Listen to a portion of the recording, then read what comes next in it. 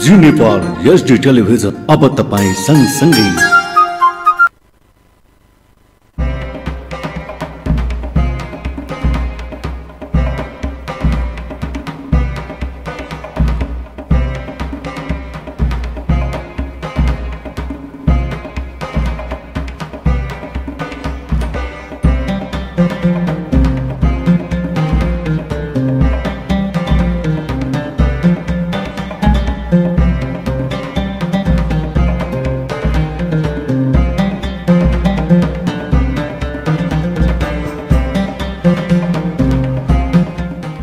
बिस्मिल्लाहिर्रहमानिर्रहीम। अस्सलामुअलैकुम वरहमतुल्लाहि वबरकातुह।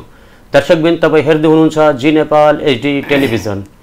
मुस्लिम समुदायको धर्म, सांस्कृतिक वेशभूषा, रीतिरिवाज तथा हिजो र आजको सामाजिक वातावरणसँग जोडिएको कार्यक्रम पैगाम मुस्लिम लिएर म प्रस्तोता मोहम्मद जियाउल हक उपस्थित भएको छु। यसै सिलसिलामा आज हामीले आफ्नो स्टुडियोमा निम्त्याएका छौँ मोहम्मद शाकिर अली रजवी साहबलाई। उहाँ पुरैना गाविस मोहनपुर मदरसा दारुल उलूम अताए मुस्तफ़ा का प्रमुख हुनुहुन्छ। आउनुहोस् उहाँलाई स्वागत गरौँ, खुशामदीद कहते हैं आपको। अस्सलाम वालेकुम रहमतुल्लाहि वबरकातुह। वालेकुम अस्सलाम वरहमतुल्लाहि वबरकातुह। खैरियत से हैं आप? अल्हम्दुलिल्लाह। जी मौलाना साहब, सबसे पहले ये आपका फरागत वगैरह, आपकी तालीमात वगैरह कहाँ से आपने कंप्लीट किया, पूरा किया?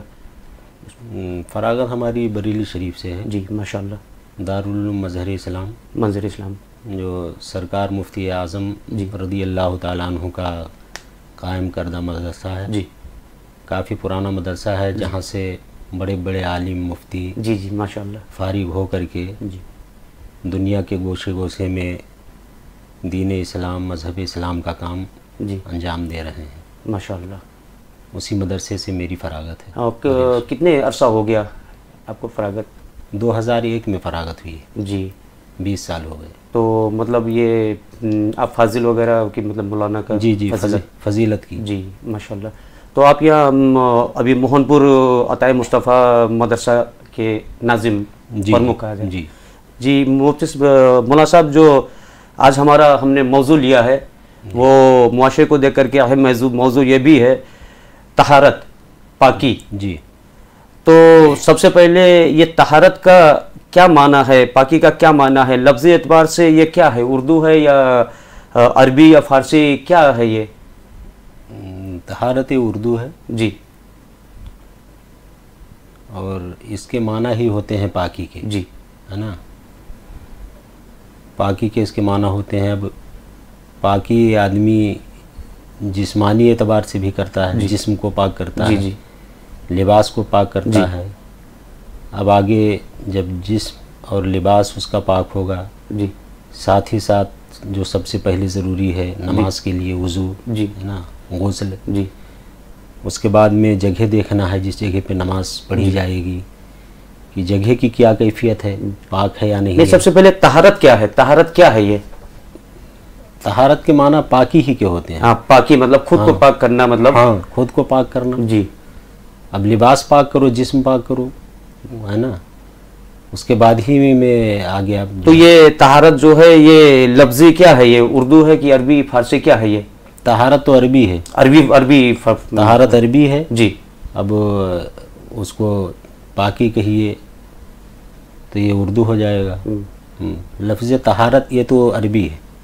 अच्छा, ये तहारत जैसे पाकी, हर एक चीज़ के लिए पाकी करना ज़रूरी ही है। हाँ जी। तो तहारत में नियत का होना भी शर्त है कि क्या है, नियत की क्या इसमें वो है?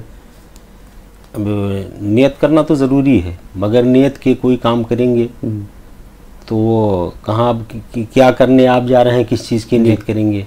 भाई जिस काम को आप करने जा रहे हैं उसका नियत, उसके लिए पहले नियत करेंगे ना। नियत करने के बाद ही तो आप आगे काम बढ़ाएंगे। तो नियत कैसे किया जाए इसको? जैसे तहारत पाकी हासिल करना है, एक नापाक इंसान को पाकी हासिल करना है, तो अब वो नियत करना, जैसे आपने कहा कि नियत करना जरूरी है जी, तो अब दिलों का हाल अल्लाह ताला बेहतर जानता है। बेहतर जानता है। तो अब नियत हमारा करने का मकसद ये है कि उसको दोहरा लिया जाए, हम क्या करने जा रहे हैं, तो इसको किस तरीके से किया जाए? अब आदमी जैसे अब वज़ू करने जा रहा है या गुस्ल करने जा रहा है ना, तो ज़बान से कह ले जी कि मैं जो है फला काम करने जा रहा हूँ, ज़बान से कह लेगा भाई उतना काफ़ी है। हर आदमी तो अरबी या उर्दू समझता नहीं है। जी जी। जैसे दुआएं होती हैं अरबी में, जी, तो हर आदमी को याद नहीं होती। जी। तो उसके लिए आसान तरीका ये है कि वो दिल में नियत कर ले, ज़बान से कह ले, उर्दू ही में कह ले कि मैं फला काम करने जा रहा हूँ, तो उसकी मैं नियत कर रहा हूँ। मतलब अपने अपने लफ्जी एतबार से वो कह ले कि मैं, हाँ, लफ्जी एतबार से कह ले, अपने हिसाब से लफ्जी एतबार से कह ले कि मैं पाकी हासिल करने जा जैसा रहा हूँ। उसको आता हो जी, उसी हिसाब से कह ले, वो नियत उसकी हो जाएगी। तो जैसे ये तहारत केवल जिस्म की होगी या इसके अलावा इबादत के लिए क्या क्या पाक होना ज़रूरी है? इबादत के लिए तो पहले आदमी के लिए गुस्ल ज़रूरी है। जी, है ना। अब गुस्ल में जो चीज़ें हैं, जी, जैसे गुस्ल में 3 चीज़ें ज़रूरी हैं, फ़र्ज़ हैं। 3 फ़र्ज़ है। 3 फ़र्ज़ हैं गुस्ल में। वो पहले आदमी करेगा तब वो पाक हो सकता जैसे है। क्या क्या फ़र्ज़ है उसको भी थोड़ा से। जैसे आदमी पहले गुस्ल के लिए जी 3 मरतबा कुल्ली करना गरारे के साथ। जैसे रोज़ा नहीं है, जी रोज़ा की हालत में नहीं है तो गरारा करेगा। जी। जैसे मुंह में पानी लेके जी, जी। करते हैं ना, वो तो आपको पता ही होगा। जी जी और अक्सर लोगों को पता होता है, पढ़े लिखे लोगों को। तो गरारे के साथ कुल्ली करे जी और 3 मरतबा नाक की नरम हड्डी तक जी, जी। पानी डाल के नाक साफ करे। जी फिर दाहिने कंधे पर पानी डाले, बाएं पर डाले, सर भिगाए या सर पहले भिगा ले, फिर उसके बाद में दाहिने कंधे पर, फिर बाएं कंधे पर। इस तरीके से पानी जब डालेंगे तो पूरा जिस्म उसका भीग जाएगा। और जैसे आदमी पानी लिया खाली सर पे डालता चला गया, जी, जी। तो उसका कुछ जिस्म के कुछ अज़ू सूखे रह जाते हैं। तो अगर बाल बराबर भी कहीं सूखा रह गया जिस्म का कोई हिस्सा, तो आदमी पाक नहीं होगा। जैसे ये कुल्ली करना फ़र्ज़ों में शुमार है जी, और गुस्ल में और नाक में पानी डालना फ़र्ज़ में शुमार है। तो तीसरा फ़र्ज़ क्या है? मतलब वो पूरे जिस्म पे पानी डालना, पानी फेरना। हाँ, पूरे अब पूरे जिस्म में पानी आपको इसी तरतीब से डालना जी है। जी या तो सर पहले आप अच्छी तरह से भिगा जी। लें, या पहले दाहिने कंधे पर पानी डालें, फिर बाएं पर डालें, जी है ना, फिर उसके बाद सर पे डालें, जी। फिर पूरे जिस्म पे पानी डालें। जी और बगल वगैरह हाथ उठा के पानी डालना है, नाक में उंगली डाल के, इस तरीके से। मतलब हर आज़ा से पानी, हाँ, बह हर जाए। आज़ू पर पानी पहुंचना ज़रूरी है। मतलब इसीलिए फ़र्ज़ पूरा कहा जिस्म गया। तर होना ज़रूरी है। जी, और इसी के साथ साथ जैसे वुज़ू आपने बताया अभी, तो वुज़ू में भी तो तहरत ज़रूरी है ना? हाँ, वुज़ू में 4 फ़र्ज़ हैं। जी 4 फ़र्ज़ है। फिर तो उसका क्या क्या क्या फ़र्ज़ है उसमें? उसमें चेहरा धोना, जी दोनों हाथों का धोना, जी और तीसरा सर का मसाह करना, जी चौथा पैर धोना। जी अब इसमें यह है कि पेशानी, जहाँ बाल उगने की इंतहा है, जी, जी। पेशानी से लेके थोड़ी तक, जी और एक कान से लेके दूसरे कान के लो तक, जी ये चेहरे की मिकदार हो गई। इतना चेहरा धोना ज़रूरी है। उसके बाद में दूसरा फ़र्ज़ ये है कि कोहनियों समेत, ये जो जहाँ से हाथ मुड़ता है ना, जी जी तो ये साइड की जो हड्डी जी, है, जी। इसको कोहनी कहते हैं। जी जी ये समेत दोनों हाथों का धोना ज़रूरी है। दूसरा फ़र्ज़ हो गया वज़ू का। तीसरा चौथाई सर का मसाह करना, जी जी है ना। और चौथा फ़र्ज़ ये जो पैर के ऊपर ये जो उभरी हुई हड्डी है, जी जी जी, ये समेत पैरों का धोना। ये 1/4 सर का मसा, तो सर 1/4 कैसे उसको मापा जाए? अब उसका यह है कि जिसे हाथ तर करके तीनों उंगलियों को मिलाएं, जी मिलाने के बाद आगे से ये पेशानी के जी यहाँ से रख करके, जी जी सर के जहाँ बाल उगने की इंतहा है, जी, यहाँ जी। से रख के पीछे की तरफ ले जाएंगे, ऐसा जी जी ऐसा गर्दन तक, है ना। जी जी फिर उसके बाद में आपका ये दोनों साइड का हिस्सा बचा, जी इसको पीछे से आगे की तरफ लाएंगे ऐसा। जी फिर उसके बाद ये दोनों शहादत की उंगलियां बची, दोनों से कान के अंदरूनी हिस्से का। जी फिर अंगूठा आपका बचा, अंगूठे से कान के पीछे का हिस्सा बस, ये हाथ का दोनों पुष्ट बचा, इससे गर्दन का मसा कर लेंगे। ये हो गया। अच्छा, ये मतलब 4 फ़र्ज़। ये तीसरा फ़र्ज़ हुआ। चौथा वो चौथा टखनों समेत। अच्छा, ये तहारत के लिए तो पानी ज़रूरी है जी, बगैर पानी के। और जैसे कहीं पर पानी नहीं है और इंसान को पाकी हासिल करना है, तब उस सूरत में क्या करें? फिर जैसे पानी नहीं है, पानी नहीं है तो आदमी चारों तरफ देखेगा पानी को। जी जब पानी बिल्कुल मिलने की उम्मीद ही टूट जाए जी, तो उस सूरत में शरीयत ने तयम्मुम का तरीक़ा रखा है। जी, तयम्मुम करे, नमाज पढ़े। तो तयम्मुम में भी तो कुछ आदाब होंगे ना? हाँ, आदाब है ना। तो तयम्मुम में कैसे करे वो फिर?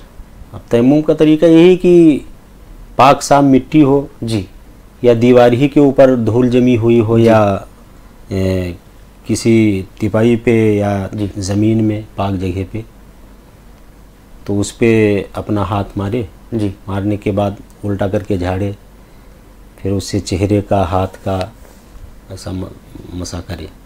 जैसे ये तहारत स्पेशली कहा जाए तो निजासत के बाद तहारत है। जी, निजासत पहले, निजासत ज़रूरी है, उसके बाद तहारत।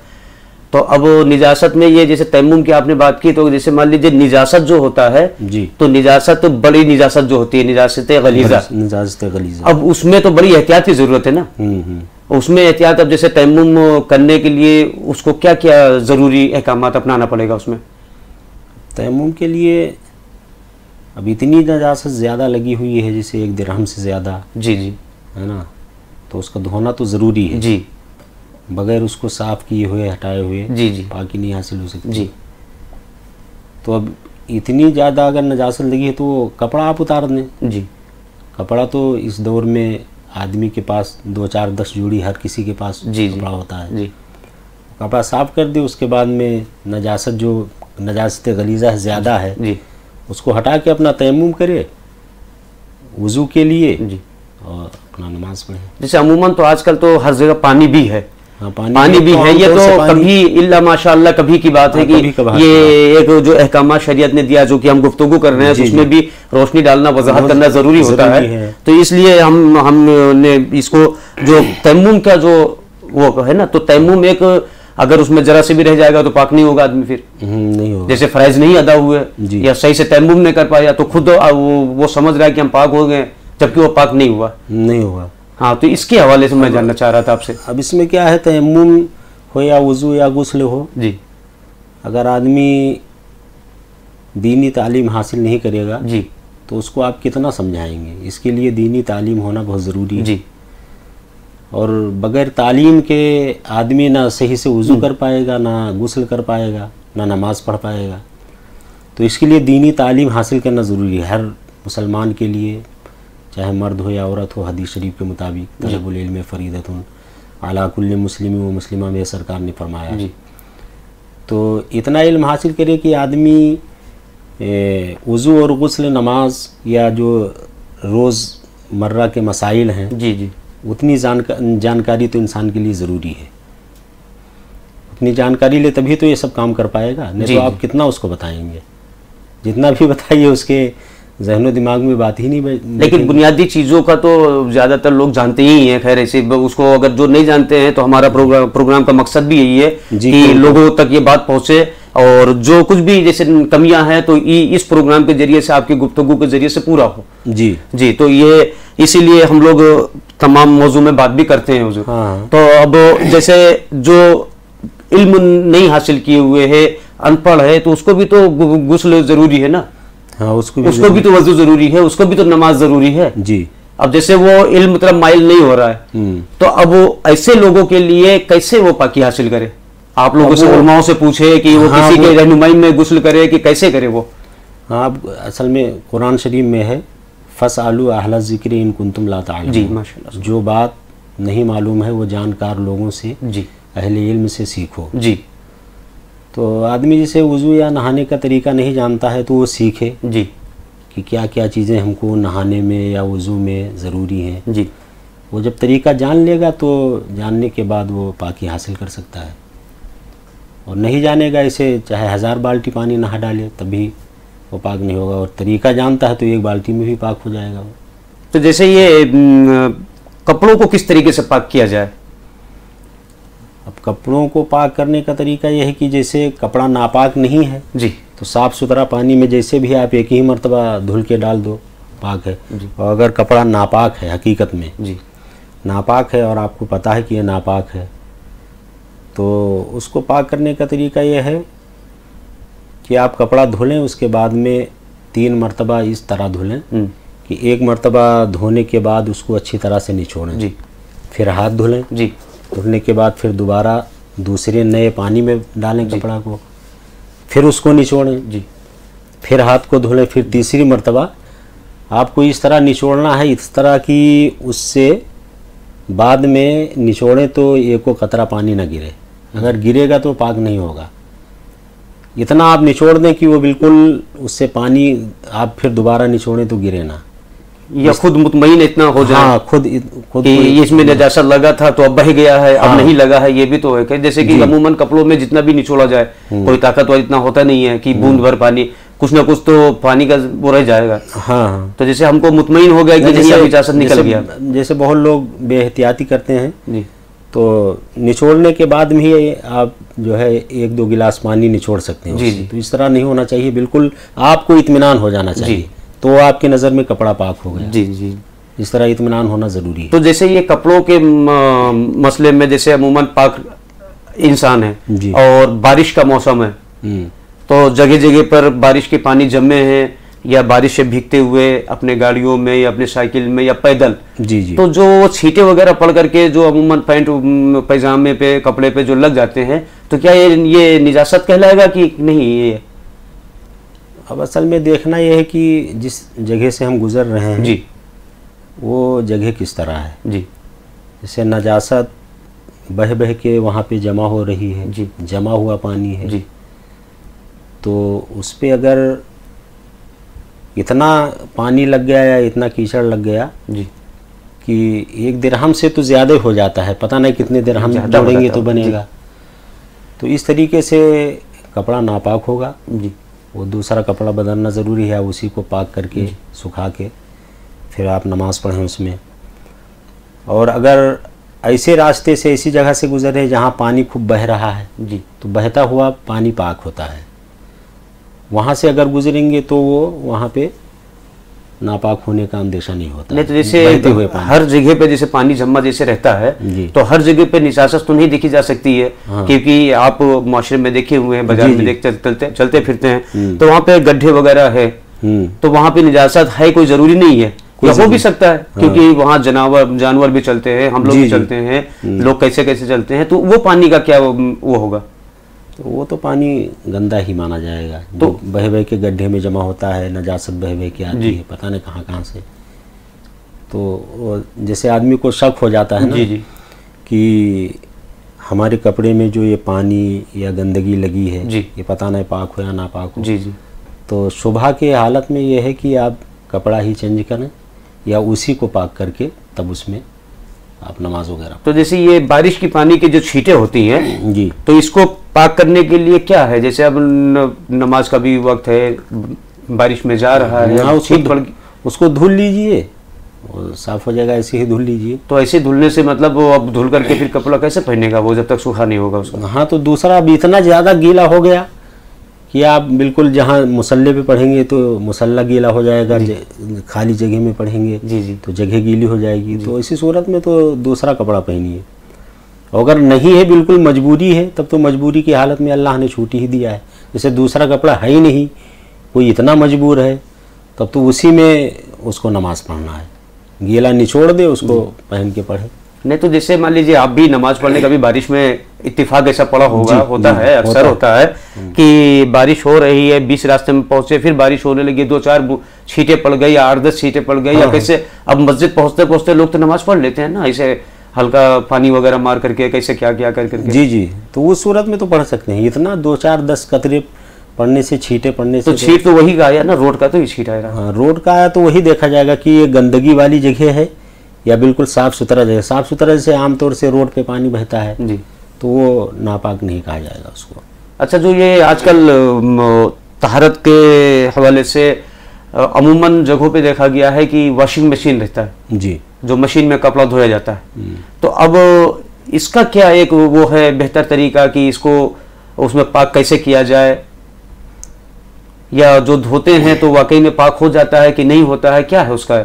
वॉशिंग मशीन का मसला ये है दरअसल कि कपड़ा नापाक अगर है जी, तो आप उसमें पानी डालिए, कपड़ा डालिए, कपड़ा डालने के बाद निकालिए, उसको निचोड़िए, जैसा अभी बताया मैं। जी, जी, निचोड़िए, निचोड़ने के बाद फिर पानी उसमें दूसरा डालिए, नया पानी। जी, फिर कपड़ा उसमें डालिए जी, फिर निकालिए, फिर निचोड़िए उसको जी, फिर उसमें नया पानी तीसरी बार डालिए। तीसरी मरतबा डालने के बाद में फिर उसको निकालिए। उसी तरह आपको निचोड़ना है कि पानी फिर उसके बाद उस कपड़े से ना निचोड़े, ना गिरे। जी। अब डालिए तो वो पाक हो जाएगा। अब उसी पानी में बार बार आप डालते रहेंगे, कपड़े को निकालेंगे, डालेंगे, तब तो और गंदगी उसमें बिल्कुल और सब सरायत कर जाएगी। नया पानी होना ज़रूरी है तीनों मरतबा। चाहे आप बाहर धुलें चाहे मशीन में धुलें। हाँ, क्या मशीन में धुलें या बाहर धुलें, पानी एक मरतबा डालेंगे मशीन में, कपड़ा को डाल दिए, जी, जी, फिर उसको निकाल लीजिए, फिर उसको निचोड़िए। जी, निचोड़ने के बाद फिर नया पानी डालिए मशीन में, फिर कपड़ा डालिए। इस तरीके से 3 मरतबा कीजिए। तीसरी मरतबा इस तरह निचोड़िए कि उसके बाद में फिर पानी न टपके उससे।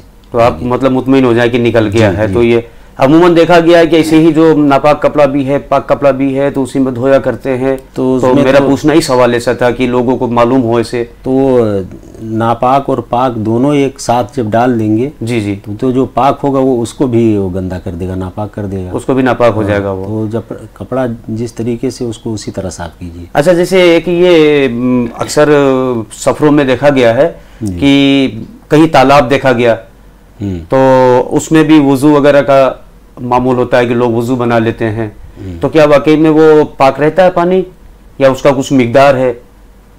उसका मिकदार है ना, हाँ, शरीयत में बयान किया गया है 10 दरदा, जिसको चौड़ाई लंबाई में जी वो नापा जाए तो 10-10 हाथ जी निकले जी, और गहराई इतनी हो कि अगर कच्ची ज़मीन है जी तो पानी लेने के बाद मट्टी पानी में ना आए। जी, मट्टी अगर है, कच्ची ज़मीन है नीचे, जैसे बहुत जगह तालाब बना दिए, नीचे फर्श नहीं बनाए, कच्ची ज़मीन है, तो पानी लेने के बाद इतना गहरा हो कि पानी लेने के बाद मट्टी ना आए हाथ में, पानी ही रहे, साफ सफ़ा पानी।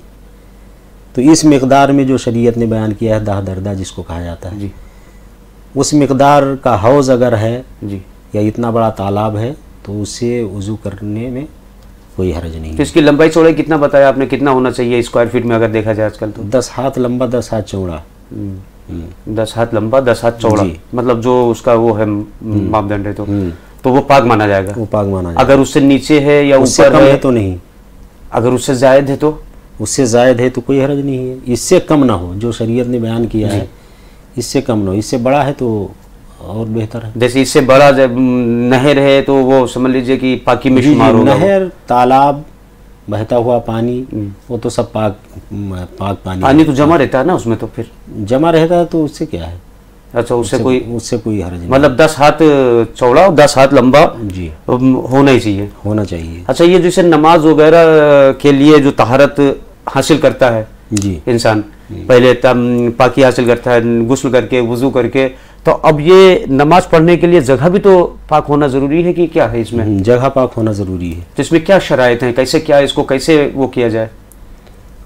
अब उसमें जैसे आदमी खुले मैदान में कहीं या जंगल वगैरह में नमाज पढ़ने लगा जी, तो वहाँ देखा जाएगा अगर गंदगी वगैरह पड़ी है जी, हटाने के लायक जी, तो उसको हटा दीजिए।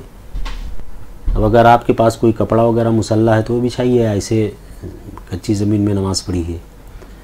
और नजासत तो हर आदमी, जैसे कोई गलीज चीज़ पड़ी है देखेगा जी, जी, तो उसको तो मालूम हो जाएगा ना कि ये हटने वाली या नहीं हटने वाली। जी, जी, जी, अगर हटने वाली नहीं है, वो इतना है कि हटा नहीं सकते, कोई आला भी आपके पास नहीं है कि उससे हटाएं, जी, तो हट करके दूसरी जगह नमाज पढ़ी है। जी। और अगर हटने के कायल सूखी नजासत जैसे गोबर वगैरह है या कोई चीज़ सूख गई है जी, जी, तो उसको हटाइए किसी चीज़ से और कपड़ा वगैरह बिछाइए, पढ़िए या ऐसे ज़मीन में पढ़िए। मतलब वो सूखी जगह का पाक होना बिल्कुल शर्त ही है जी, ज़रूरी है जी। और जैसे ये मान लीजिए कोई शख्स बगैर गुस्ल या बगैर वुजू के, मान लीजिए एक जानबूझकर भी होता है, एक अनजान में भी होता है जी, तो अगर वो नमाज पढ़ ले इस हालात में, खैर जानबूझ के तो मुझे नहीं लगता है कि कोई पढ़ेगा, लेकिन अनजान में जैसे मान लीजिए कि बगैर गुस्ल बगैर वुजू के अगर वो नमाज पढ़ लेता है तो उसके ऊपर क्या वबाल होता है फिर? अब मसला यह है कि अगर आदमी को इत्मीनान है जी, तब तो ठीक है, और शक शुबहा है जी, और इतना कम वक्त है कि हम नहाएंगे तो नमाज का टाइम निकल जाएगा जी, तो उसी हालत में वज़ू करे, नमाज पढ़े। जी, शक की बात मैं बता रहा हूँ। उसके बाद में तहारत हासिल करे, जी, गुस्ल करे, वज़ू करे, फिर उसी नमाज को दोहराए। मतलब शक को बुनियाद ना माने वो, शक को बुनियाद ना माने। अक्सर शक तो होता ही ना, जैसे अभी बारिश की बात की हमने आपसे, तो चूंकि वसवसे तो लगे रहते हैं, शैतान तो लगा रहता है, तो इंसान के मन में डाला करता है कि आप यहाँ नापाक हो चुके हैं या ऐसा होता है। तो शक की हालत में यह है कि आदमी को इत्मीनान हो जाए, पाकी के बाद ही नमाज पढ़े। और अगर वक्त तंग है कि हम अगर ये गुस्ल वगैरह करेंगे, नमाज का टाइम निकल जाएगा, तो उसी हालत में वज़ू करे, नमाज पढ़े, उसके बाद में फिर नमाज का ही अदा करे, दोहराए, फिर दोबारा पढ़ना ज़रूरी होगा उसके लिए। मतलब और वो शरई तरीके से कोई मतलब उसमें क्या है वबाल, कोई मतलब गुनाह वगैरह ऐसा कुछ? अब शक की हालत में क्या, शक की हालत में तो यही है कि अब आदमी उस सूरत में पाकी हासिल करेगा, नमाज पढ़ेगा, है ना। और वबाल के आदमी जानबूझ के करेगा तब तो खैर शरान वबाल है उसके ऊपर। और आदमी को सिर्फ शक हो रहा है जी, तो शक का इलाज यही है कि उस शक को दूर करने के लिए दोबारा पाकी हासिल करे, फिर पढ़े, पूरा इत्मीनान होने के बाद। आदमी जानबूझ करके करेगा तब उसके ऊपर वबाल होगा। तो मौलाना साहब, हम लोग प्रोग्राम के आखिर में हैं जी, और आखिर में इस तहारत पाकी को लेकर आप क्या कहना चाहेंगे हमारे मुआशरे में कि लोग ज़्यादा से ज़्यादा जाने, पाक हो, पाक रहना क्या है? तो इस हवाले से थोड़ा से अपने मुआशरे में कुछ रोशनी डाल दें। देखिए हदीस शरीफ में है जी, अत्तहारतु निस्फुल ईमान, जी, पाकी आधा ईमान है जी। और पाकी इंसान के लिए बहुत अच्छी चीज़ है, बहुत अच्छा तरीका है। हर इंसान चाहता है कि जिस्मानी एतबार से और लिबास के एतबार से, हर एतबार से हम पाक साफ रहें, है ना। तो मज़हब इस्लाम ने जो हमें पैगाम दिया है जी, पाक रहने का जी, तो उस हिसाब से आदमी को ये चाहिए कि कोई भी मुसलमान हो उसको हमेशा पाक रहना चाहिए। पाक रहने का फ़ायदा ये है कि कहीं पर भी आप घर पे हैं या घर से बाहर हैं, नमाज़ पढ़ने का वक्त आ गया जी, कुरान पढ़ने का या कुरान छूने ही का वक्त आ गया, या कोई भी दूसरी चीज़ें हैं ना जी, तो आप पाक रहेंगे तो उससे आप वक्त पे कहीं भी रहेंगे, काम हो सकता है जी। जब पाक नहीं होंगे तो उसके लिए पाकी के लिए जगह तलाशना है आपको, कहाँ हम कपड़ा पाक करें, कहाँ जिस्म पाक करें। तो पाकी ये आधा ईमान है जी, और पाकी से इंसान का बहुत बड़ा फ़ायदा है जी, जो शरीयत ने हमको तरीक़ा बताया है जी, मज़हब इस्लाम ने जो हमें दर्स दिया है जी, उस एतबार से, और अल्लाह रसूल का जो हुक्म है उसे हर मुसलमान को मानना ज़रूरी है, शरीयत की हर बात को, है ना जी। तो हर मुसलमान के लिए ज़रूरी है कि वो हर हाल में पाक रहे। जैसे बहुत लोग जुमा का दिन आया तो पाक हुए, उसके बाद जैसे जुमा का दिन ख़त्म हुआ, टाइम ख़त्म हुआ, नमाज़ पढ़े, फिर नापाक हो जाते हैं जी। तो नापाक आदमी जब घर में रहता है तो उससे घर में बरकत नहीं होती, अल्लाह की रहमत रूठती है। और जब पाक साफ लोग घर में रहते हैं तो उससे रहमत उतरती है, अल्लाह की बरकत नाजिल होती है अल्लाह की तरफ से। तो ये तो आम बात है, बिल्कुल हर आदमी जानता है जी, पढ़ा लिखा है वो भी, और जो पढ़ा लिखा नहीं वो भी जानता है कि पाक रहने में हमारा फ़ायदा ही है जी। तो हर आदमी को पाक रहना चाहिए और पाक रहने की कोशिश करनी चाहिए जी, कि हम हमेशा बावुज़ू रहें, गुस्ल हमारा रहे, कपड़ा पाक रहे, जिस्म पाक रहे। तो यही बताना चाहेंगे आप लोगों को कि ज़्यादा से ज़्यादा पाक रहें लोग, ज़्यादा से ज़्यादा पाक रहें और हमेशा पाक रहें हो, और नमाज वगैरह का नापाकी के बारे में तो कभी सोचें भी ना अपने ज़हन दिमाग में। पाक रहेंगे तभी तो उनका हर काम वक्त पे होगा और दूसरे को वो दर्स दे सकेंगे जी। मौलाना साहब बहुत शुक्रिया, आपने हमें अपना कीमती वक्त देकर हमारे सामाईन को कुछ पाकी तहारत के बारे में कुछ रोशनी आपने डाली, आपका हम शुक्रिया कहते हैं। अस्सलाम वालेकुम रहमतुल्लाहि व बरकातुहू। दर्शकबिन तपाईँ हेर्दै हुनुहुन्छ जी नेपाल एचडी टेलिभिजन। अहिले हामीसँग हुनुहुन्थ्यो मदरसा दारुल उलूम अताए मुस्तफा पुरैना मोहनपुरका प्रमुख मोहम्मद शाकिर अली रजवी साहब। हामीले उहाँसँग कुराकानी गऱ्यौँ। आउँदो साता नयाँ व्यक्ति, नयाँ विषय लिएर उपस्थित हुनेछौँ। तबसम्म हेर्दै गर्नुहोला जी नेपाल एचडी टेलिभिजन। म प्रस्तोता मोहम्मद जियाउल हक बिदा चाहन्छु। हवस् त, धन्यवाद। अस्सलामु अलैकुम रहमतुल्लाहि वबरकातुहू।